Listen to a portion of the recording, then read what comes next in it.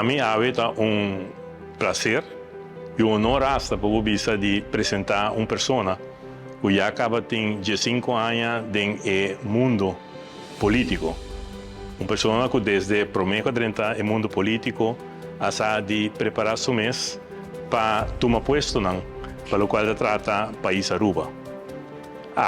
Xiomara Maduro, ministro de Finanças e Cultura de Aruba, uma pessoa que me considera caráter forte no momento que tem que vociferar sua opinião e no momento que tem que vociferar decisão que tem que tomar para o país Aruba.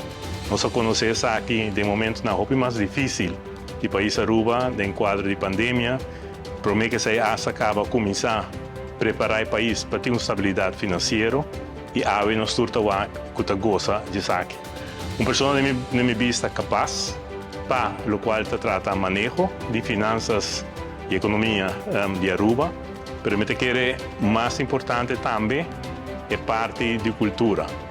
Me quer de país cultura tal qual está 13 gente junto. E de gente nem mais que opinião política lo oportun, me quer não por diferenciar de opinião que cultura a bordo poni a uma plataforma hopi alto den último ano. E a dagiam cultura botin que vive asa de viva rondi Aruba, tanto na Aruba como internacionalmente, tem acesso e tem vista para isso aqui. Me quero que nana então de parte muito importante para a comunidade de Aruba e para 13 povo aqui na junto, no momento na que pode compartilhar isso aqui, que tem rol também para o desenvolvimento do país Aruba. Me quero que tem chamar tem tudo ingrediente para gozar de vosso sustento de eleição venidero.